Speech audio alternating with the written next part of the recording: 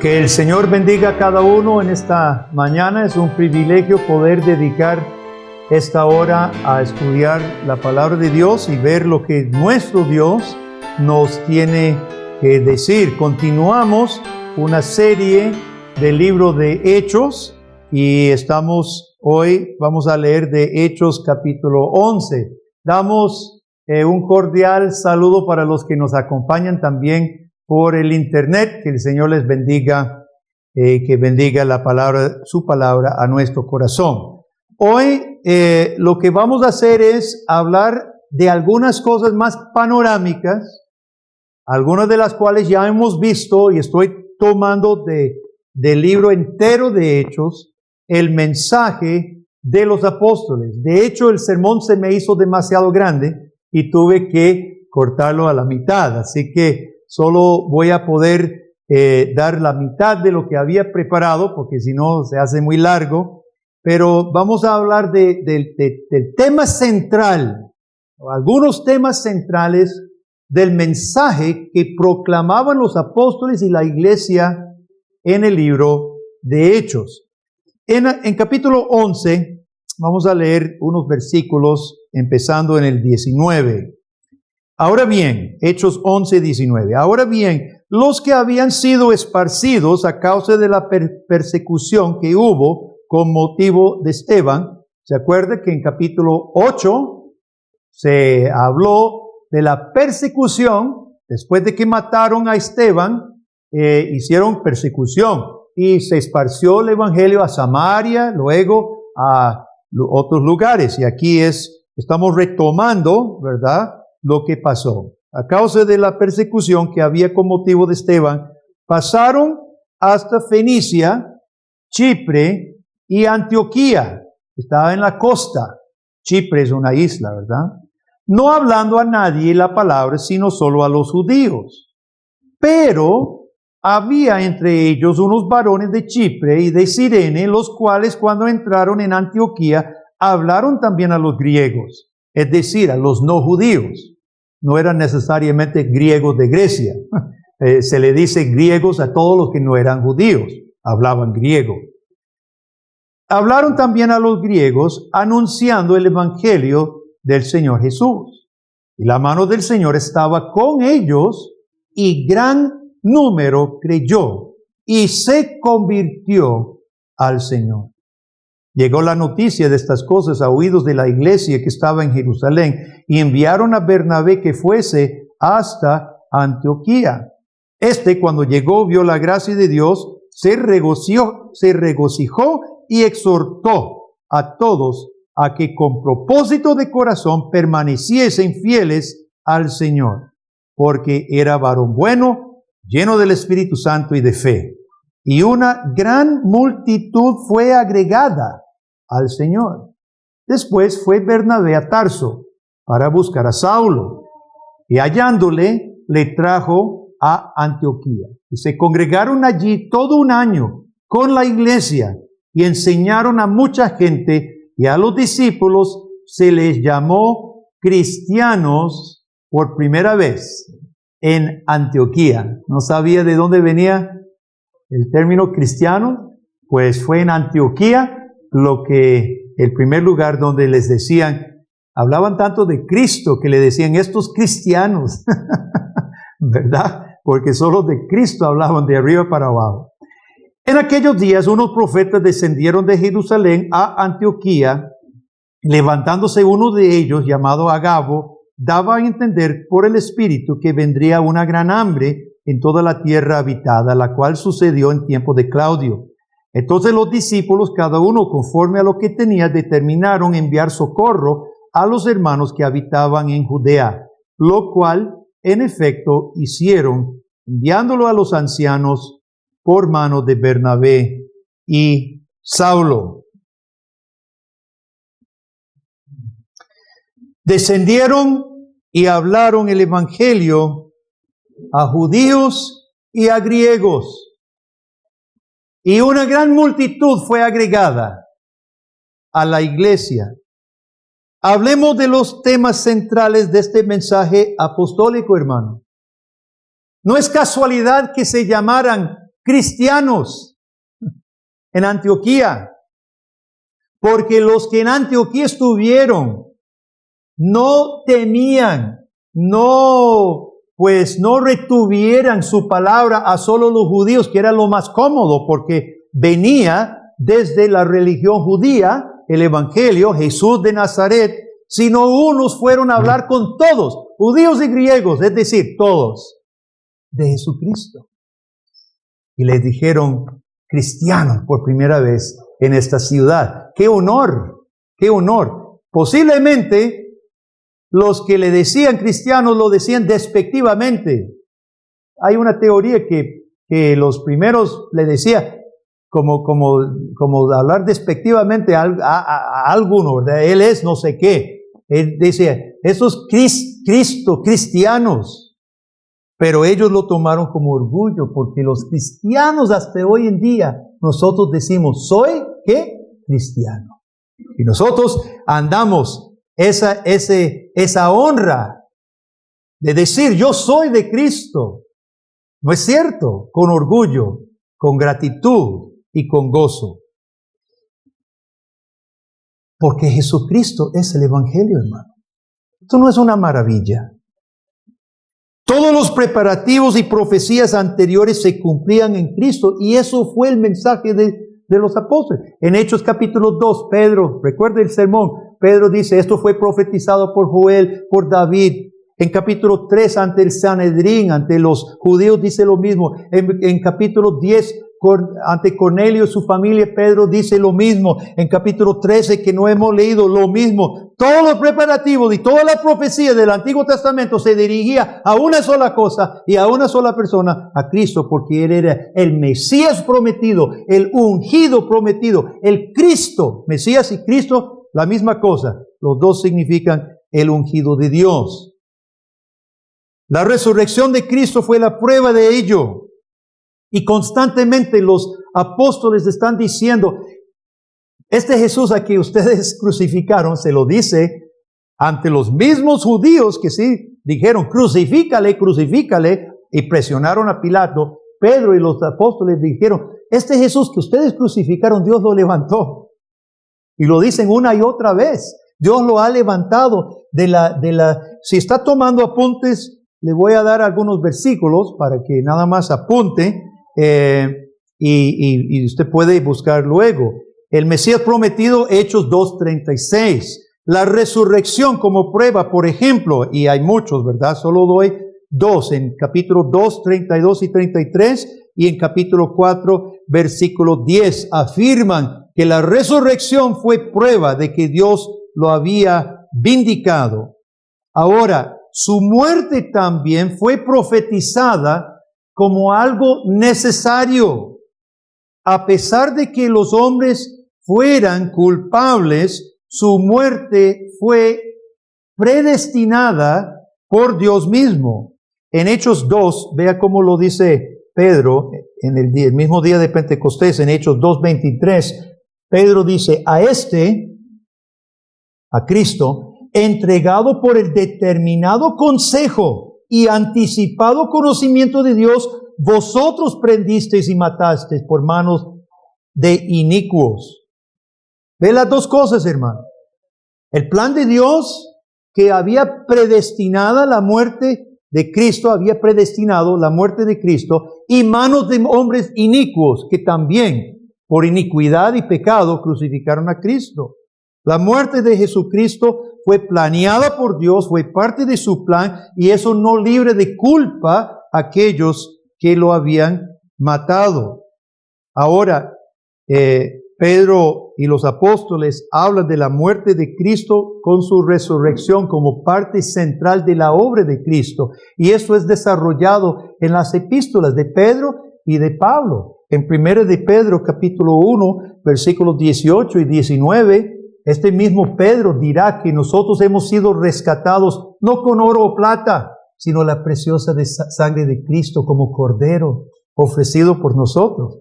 Pedro tenía claro que la muerte de Cristo era muerte sustitutiva, muerte en su lugar y muerte en mi lugar.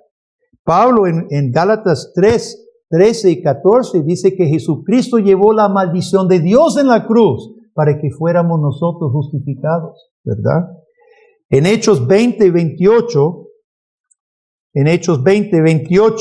Pablo está despidiéndose de los ancianos en Éfeso y él explica y le da un encargo. En Hechos 20, 28 le da un encargo a los ancianos y dice: por tanto, mirad por vosotros y por todo el rebaño en que el Espíritu Santo os ha puesto por obispos para apacentar, oiga bien, la iglesia del Señor, la cual Él ganó por su propia sangre. La iglesia fue ganada, redimida, rescatada, salvada por la sangre de Jesucristo.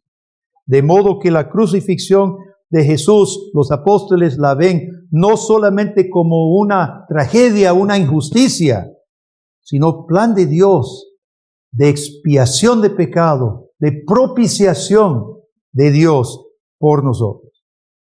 Es entonces que Pedro puede decir en Hechos 4:12 que en ningún otro nombre hay salvación.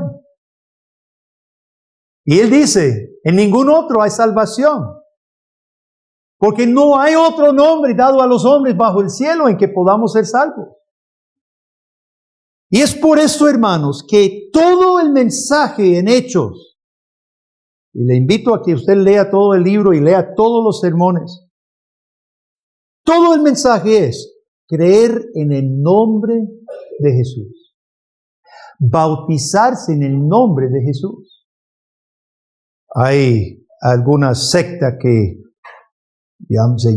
se les dice solo Jesús. Ellos dicen, no, ellos en Hechos solo se bautizaban en el nombre de Jesús. No, no es que solo se bautizaran en el nombre de Jesús, se bautizaban en el nombre del Padre, Hijo y del Espíritu Santo. El punto crucial, el punto chocante era bautizarse en el nombre de Jesús.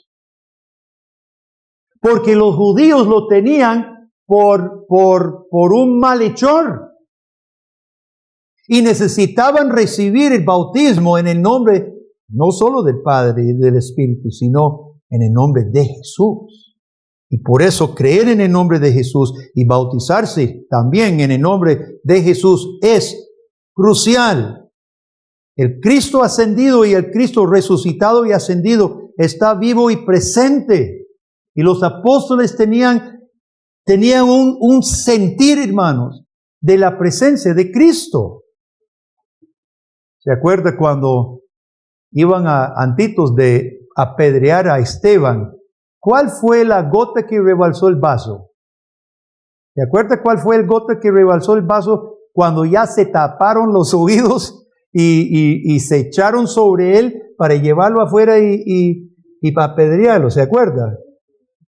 Él dijo, veo los cielos abiertos y veo a Jesús, el Hijo de Dios, a la diestra del Padre, y no soportaron más. Pero Esteban está consciente del Cristo vivo y estaba ahí, los cielos abiertos, y podía verlo. Dios le dio esa visión. El camino a Damasco, poquito después, Saúl es tumbado por una luz de gloria tan grande, tan fuerte, que los tumbó a todos. Y se escucha una voz, Saulo, Saulo, ¿qué está haciendo? ¿Por qué me persigue? Y Saulo temblando dice, ¿quién eres? Soy Jesús. ¿Cómo los apóstoles no iban a tener la noción, hermano, que Cristo está presente? Jesús, hermano, para los apóstoles y para nosotros así debe ser. Está vivo, está presente, está aquí. Aquí está Jesús, mediante su Espíritu. Cuando Ananías y Zafira trajeron su ofrenda mintiendo, tratando de figurar, sí, lo vendimos en este monto y estamos dando todo a la iglesia, tome. Pedro dice, qué triste. ¿Cómo se les ocurrió mentir al Espíritu del Señor? Y el Señor es Jesús. ¿Cómo se les ocurrió mentir al Espíritu del Señor? Porque el Espíritu del Señor estaba presente y en ese momento los juzgó y los mató. Jesucristo está presente, hermano. Si hay un mensaje en este libro es que Jesús no solo está vivo, no solo está ascendido, sino también está presente. Ahora, este mensaje es importante y es urgente, porque Jesús es no solo Mesías, no solo el prometido, es el juez ante quien nos vamos a presentar por príncipe y por juez. Pedro le dice a Cornelio en su casa, capítulo 10, versículo 42, termina su sermón diciendo, y en versículo 42 de capítulo 10, nos mandó que predicásemos al pueblo. Es urgente, es un mensaje importante. Y testificásemos que Él es el Dios que ha puesto por juez de vivos y de muertos.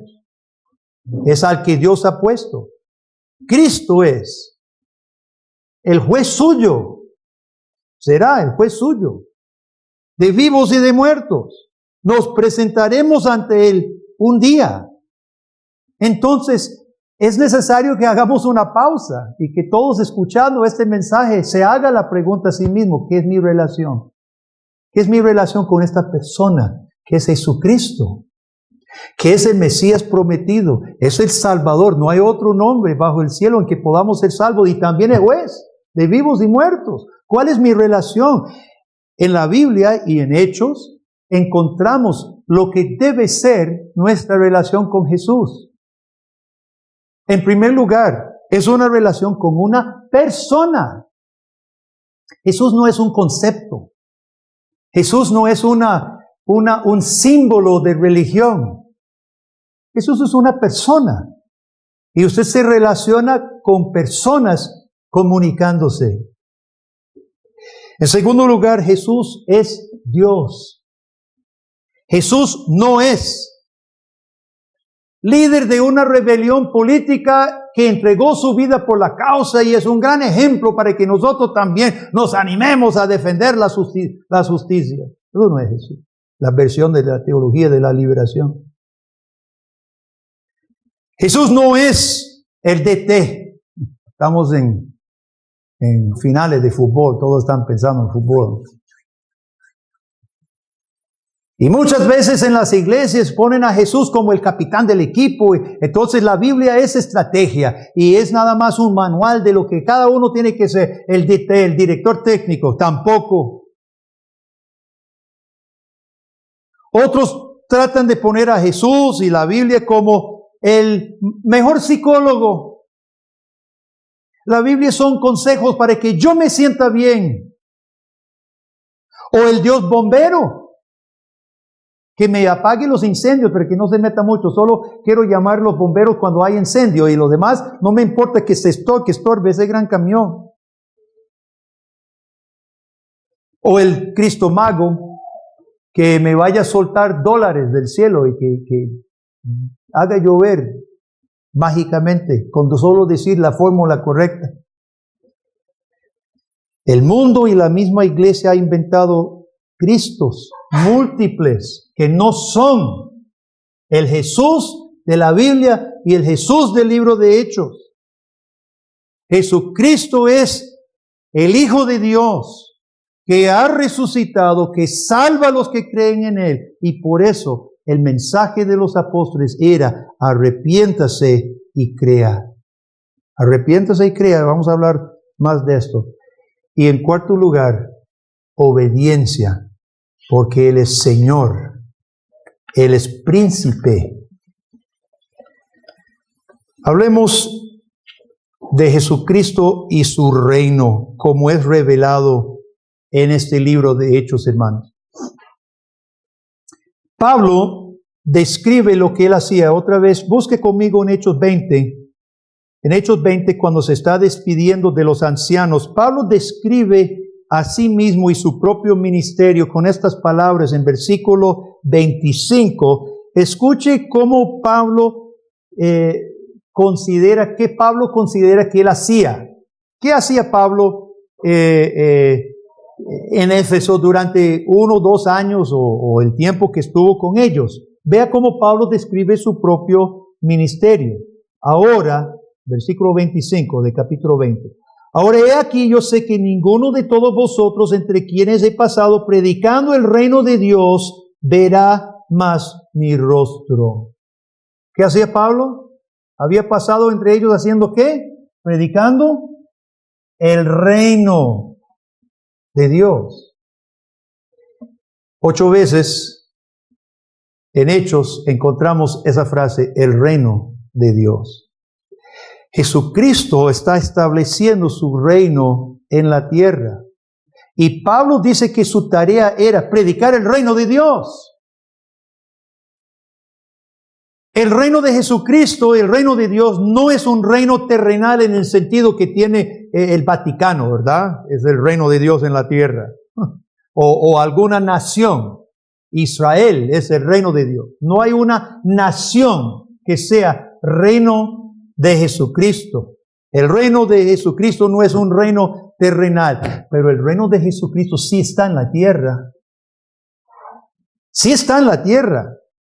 Jesús como Señor era parte del mensaje central de los apóstoles. Y el reino de Jesucristo, hermano, crea ciudadanos que hacen 3 cosas. 1, se arrepienten de su idolatría.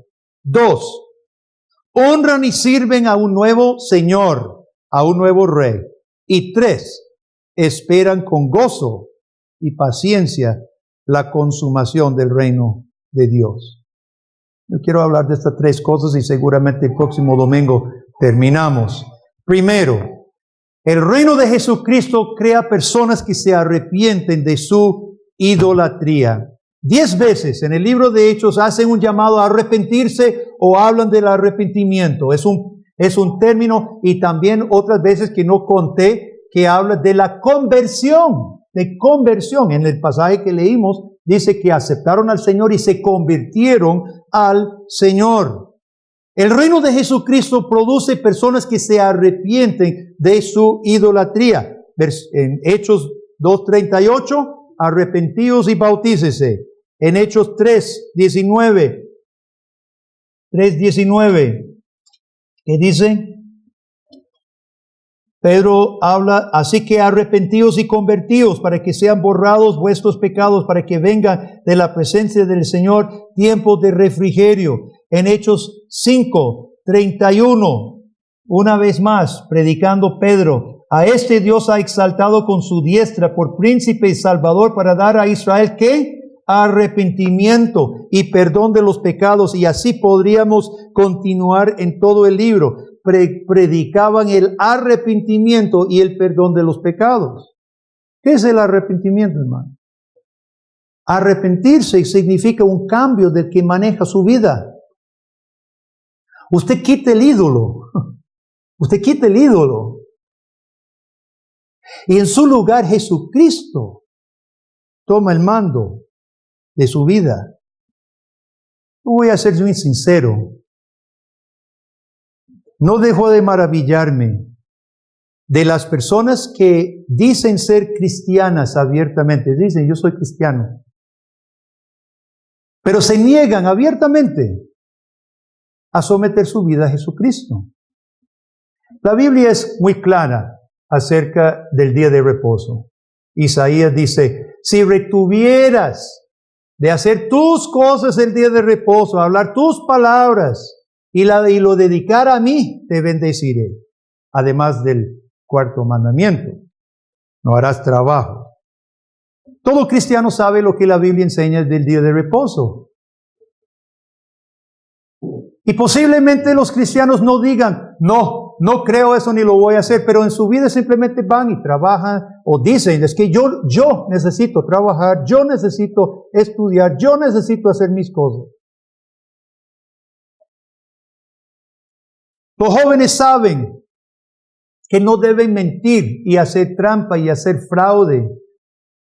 Pero dicen, todos copian en la escuela, entonces yo también. Todo empleado sabe que hay muchas formas de robar a la empresa. No es solamente tomando un objeto, usted puede robar quitándole tiempo, jugando en la computadora, jugando en el teléfono, robando tiempo a la empresa. Sin embargo, ¿Qué dicen los cristianos? Que todos lo hacen. Todo marido cristiano conoce el mandato de Jesucristo de amar a su esposa como Cristo amó a la iglesia, estando dispuesto a morir por ella. Pero ¿qué dicen los maridos? Yo no puedo hacer eso, no lo voy a hacer, porque ¿cómo se le ocurre? Con lo que me hace esta mujer, yo no puedo hacer eso, no lo voy a hacer. Y toda esposa sabe que la Biblia dice claramente, sométase a su marido y respételo como la iglesia se somete a Jesucristo. Las mujeres dicen, ¿cómo se le ocurre? Jamás, no lo voy a hacer. Padres cristianos dicen que creen que la Biblia es inspirada por Dios, que la Biblia es dada por Dios para nuestro bien, pero dan más valor a los consejos de los psicólogos impíos para la disciplina y la crianza de sus hijos que la palabra de Dios. Querido amigo, al reino de Jesucristo solo entran personas arrepentidas. Y el reino de Jesucristo se edifica y avanza solo sobre cristianos arrepentidos y obedientes. Y jamás sobre la hipocresía. Costa Rica tiene 100 años de tener libre acceso a la Biblia. Quizás más. Montones de iglesias. Emisoras de radio hace tiempo que promueven la Biblia, libros a montones acerca de la Biblia, Sociedades Bíblicas ha cubierto Costa Rica con Biblias. ¿Cómo es posible que avance tan rápido la agenda pagana en nuestro país? La agenda homosexual, la evolución es aceptada y metida en las iglesias. Se hable libremente acerca de implementar el aborto. Y la corrupción, para no hablar de la corrupción, está a un nivel tan grande que daría risa si no nos estuviera ahorcando. ¿Cómo es posible? Con tantos cristianos en Costa Rica. No hablemos de los que están fuera de estas 4 paredes, hablemos de nosotros. Porque los ministerios han avanzado tan lento. Los ministerios reformados. ¿Por qué han avanzado tan lento? ¿No será que está estorbando unos ídolos así de semejantes, hermanos, en nuestras propias vidas?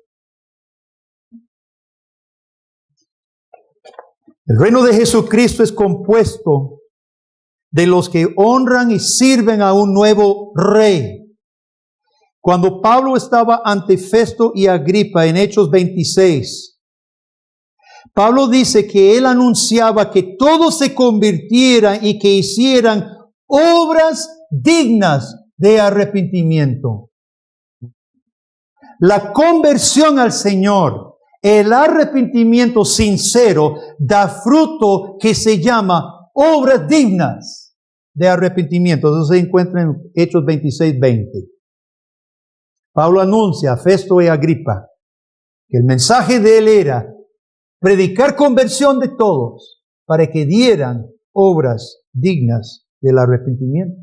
Y Pablo luego, en Efesios, en su epístola a los Efesios, capítulo 2, ¿se acuerda? Él dice, no somos salvos por obras, por gracia sois salvos por medio de la fe. Y esto de Dios, no por obras, para que nadie se gloríe. Pero después sigue versículo 10 diciendo, porque somos hechura suya, hechura de Dios, creados en Cristo Jesús, ¿para qué? Para buenas obras, las cuales Dios preparó de antemano para que anduviésemos en ellas. Obras dignas de arrepentimiento, hermano. Obras preparadas de antemano para que anduviésemos en ellas.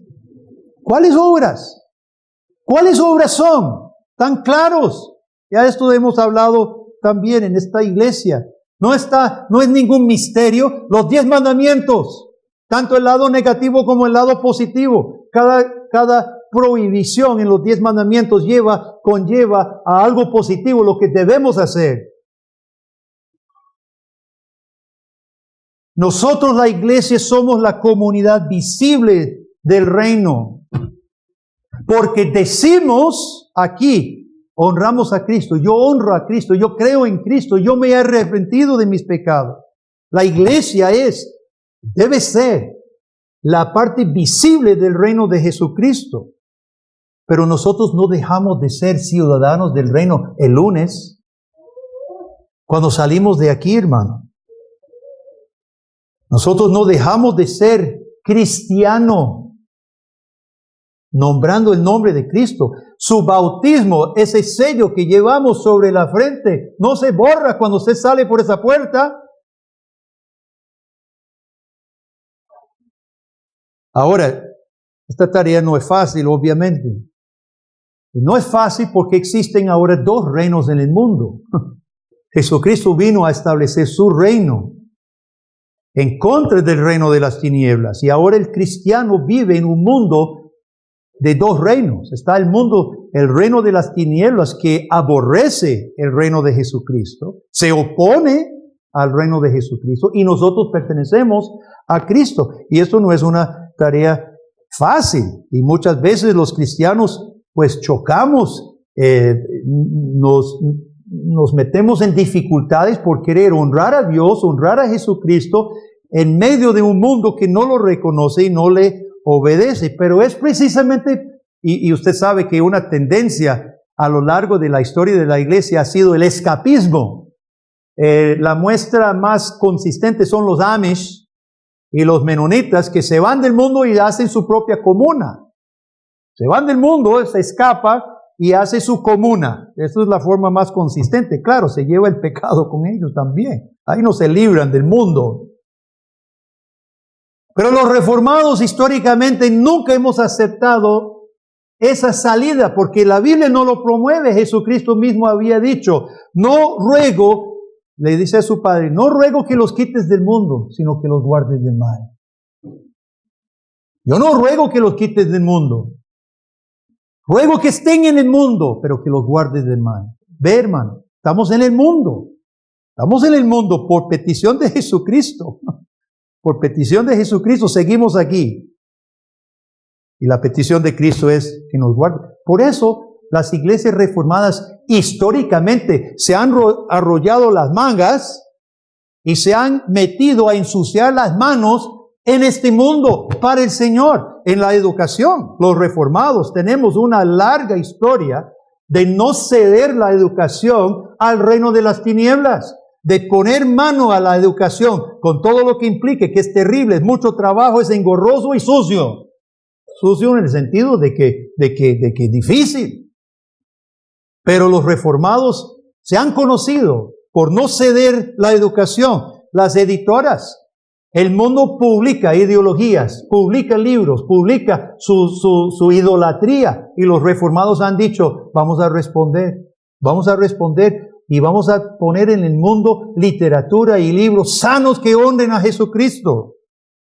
Los reformados históricamente se han dedicado a sacar de su bolsillo, de su diezmo, para apoyar organizaciones, específicamente las que honren a Cristo de una forma muy práctica. Por ejemplo, una organización como Educación Plus, que honre a Cristo socorriendo a su prójimo, es exactamente lo que muchos reformados han hecho a lo largo de la historia.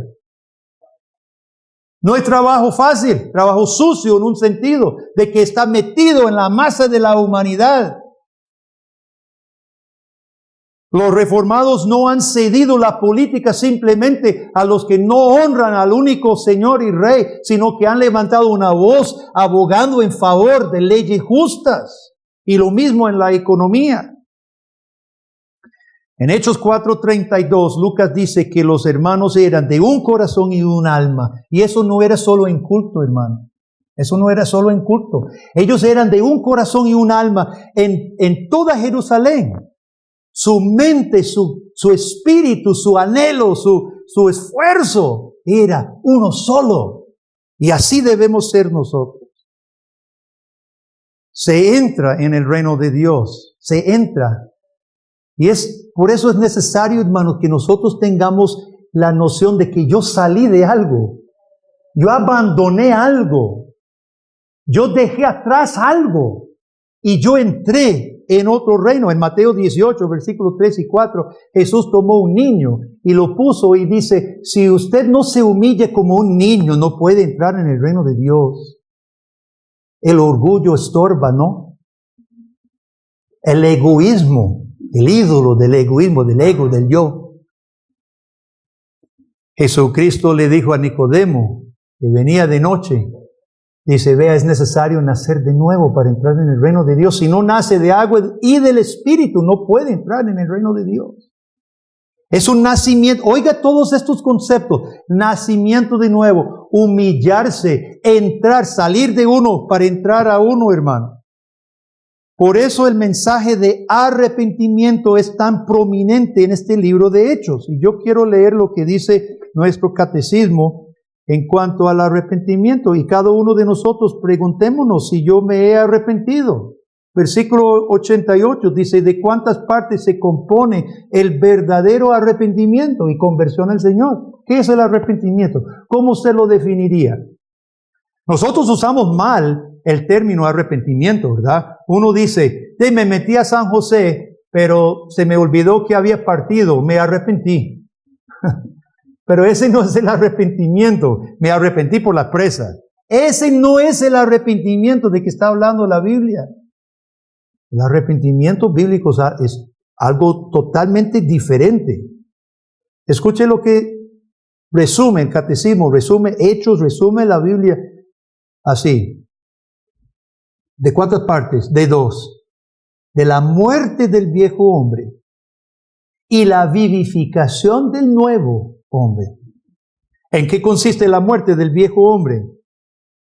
En que sintamos pesar de todo corazón de haber ofendido a Dios con nuestros pecados, aborreciéndolos y evitándolos.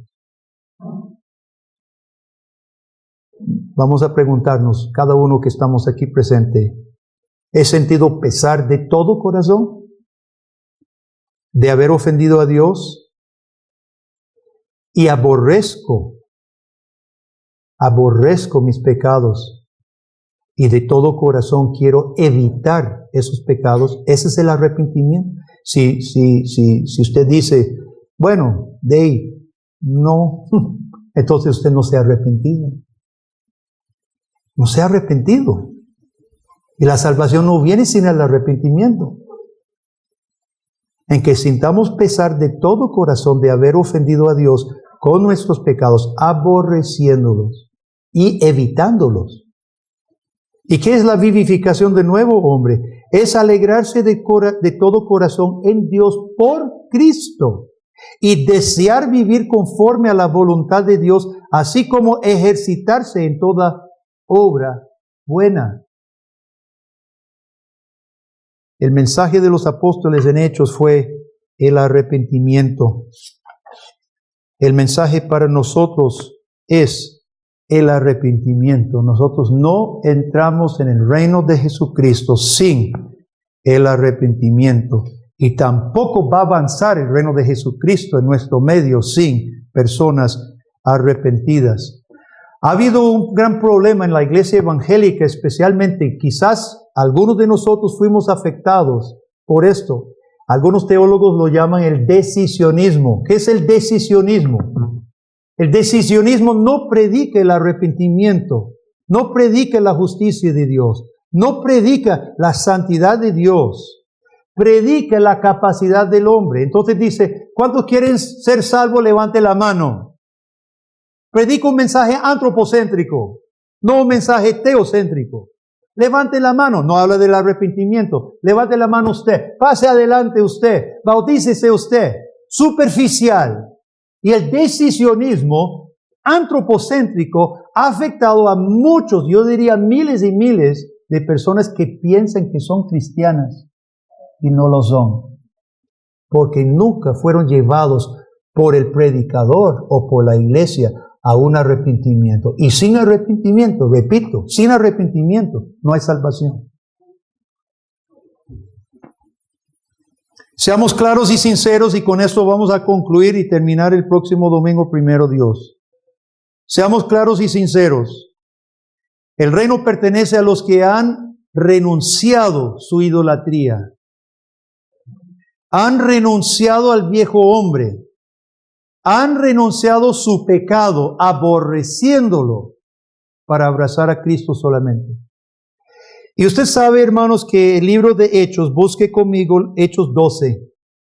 El libro de Hechos da una representación tanto del infierno como del cielo. En Hechos 12, al final, Herodes tenía una lucha con algunos de la costa Tiro y Sidón, una pugna, y fue para resolver el problema y pone su trono. Entonces da un discurso y los de Tiro y Sidón ocupaban el apoyo de Herodes. Entonces dicen en versículo 22, el pueblo aclamaba gritando, voz de Dios y no de hombre. Querían halagar a Herodes porque necesitaba su apoyo. Y llaman a Herodes Dios. Herodes, que conocía la ley de Moisés, era medio judío ahí, conocía. Y sabía que la gloria toda era para Dios. Y vea el siguiente versículo. Al momento, un ángel del Señor. ¿Quién es el Señor siempre en Hechos? Jesucristo. Un ángel de Jesucristo le hirió por cuanto no dio la gloria a Dios y expiró comido de gusanos. Pero la palabra del Señor crecía y se multiplicaba. Este es un anticipo del infierno, hermanos. En el libro de Hechos tenemos las dos cosas. Jesucristo es juez. Pero al otro lado de la muerte hay dos destinos. Y el libro de Hechos nos presenta claramente. Y aquí Herodes, que no dio la gloria a Dios conociendo, fue herido y tuvo una muerte horrible. Pero por el contrario, nosotros ya hemos estudiado muchos de los milagros, los paralíticos que fueron sanados, que se levantaron, muertos que fueron resucitados también. Y eso es el anticipo del cielo. El libro de Hebreos, de Hechos, de forma dramática, de forma concreta, de forma palpable, hermanos, presenta los dos destinos finales, el infierno y el cielo. Y es por esto que los apóstoles dicen, no pidan por favor que nos callemos. No vamos a callarnos. No podemos callarnos. No podemos negar a Jesucristo porque este mensaje, además de ser cierto, además de ser verdadero, es importante para usted y para nosotros. Y el mismo Pedro frente a los judíos los llama a arrepentirse y creer en Cristo Jesús. Hermanos, ese es el mensaje que viene a nosotros. Es no solo verdadero, no solo es un mensaje importante, es un mensaje urgente. Mi oración ante Dios es que cada persona escuchando este mensaje, estas verdades del libro de Hechos, esté segura en su corazón y en su alma que Jesucristo es su único Salvador y su Señor. Que haya habido arrepentimiento sincero en su corazón, en su vida. Que haya abrazado a Cristo. Y nosotros como iglesia tampoco podemos callar. No podemos callar este mensaje. Es demasiado importante y demasiado urgente. Amén. Oremos. Padre, gracias te damos por el testimonio de los apóstoles y por ese libro que escribió Lucas. Porque a nosotros, oh Dios, 2000 años después, ha llegado este mensaje verdadero, importante y urgente para nosotros, para nuestros seres queridos y para este mundo entero. Gracias, Señor, por tu misericordia en Cristo. Y gracias que nos has revelado que en ningún otro hay salvación. Porque no hay otro nombre bajo el cielo dado a los hombres en que podamos ser salvos. Oh Dios, utiliza la predicación de tu palabra, de esta palabra hoy, para tocar corazones, Señor, llevándolos a Cristo Jesús, hallando perdón, vida eterna, certidumbre, vidas arrepentidas que conlleven a obras dignas de arrepentimiento. Que así sea, Padre, en el nombre de Jesús. Amén.